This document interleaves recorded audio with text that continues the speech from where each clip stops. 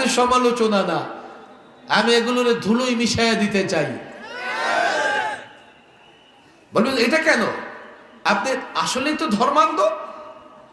আরে ভাই, এই তন্ত্র মন্ত্রের সমালোচনা আমি একক ব্যক্তি যে আমি করি পশ্চিমা রাষ্ট্রে? আরে তুমি রাষ্ট্রবিজ্ঞান যারা পড়ে থাকো, দেখো তোমার রাষ্ট্রবিজ্ঞান বইয়ে ডেমোক্রেসির সুফল কুফল নিয়ে বিতর্ক আছে। সেকুলারিজম, ধর্ম নিরপেক্ষতা, পশ্চিমা বিশ্বে ধর্ম নিরপেক্ষতার বিরুদ্ধে সবার আগে যারা কথা বলেছেন খ্রিস্টান মৌলবী পাদ্রীরা।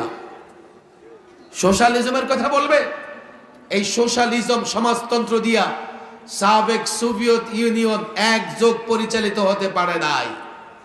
এসব তন্ত্র মন্ত্র দিয়ে এই পৃথিবী কখনো শান্তিতে, এই পৃথিবীর মানুষ কখনো শান্তিতে থাকতে পারে নাই। সব শেষ। তাহলে শান্তি আসবে ইসলামের পথে, কথা ঠিক না বেঠে? সমঝোতা হবে? আমরা সকলে কি মানি যে দুনিয়া আখিরাতের কল্যাণ আসবে ইসলামের পথে? কোন পথে? আরো জোরে, কোন পথে? হাত তুলে দেখেন, একমত? সমঝোতা হবে? চুক্তি হবে? আমাদের মধ্যে কোনো বিরোধ আছে? এই কলেজ ইউনিভার্সিটির ছেলেরা বলো, আমাদের মধ্যে কোনো বিরোধ আছে? আমাদের মধ্যে কোনো বিরোধ আছে? হাত নামাও, হাত নামাও, হাত নামাও।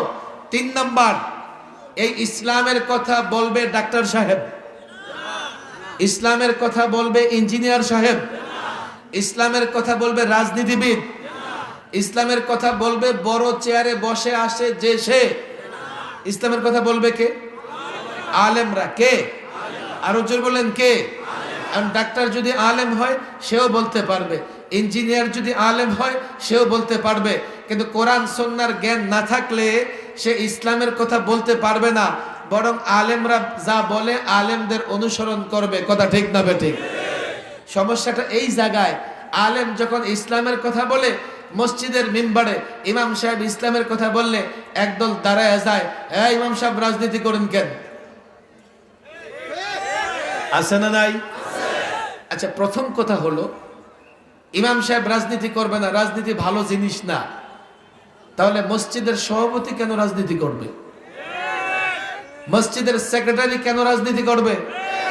আমাদেরকে বলা হয় কি, হুজুর মাহফিলে আপনারা রাজনীতি করেন। আচ্ছা, আমরা মাহফিলে রাজনীতি করি, রাজনীতি করা যাবে না? না না না, রাজনীতি করতে পারবেন না। কেন? খুব নোংরা জিনিস। কাহা রাজনীতি খুব নোংরা জিনিস। ঠিক আছে, আমরা রাজনীতি করলাম না, কিন্তু রাজনীতিবিদ মাহফিলের প্রধান অতিথি সভাপতি কেমনে হয়?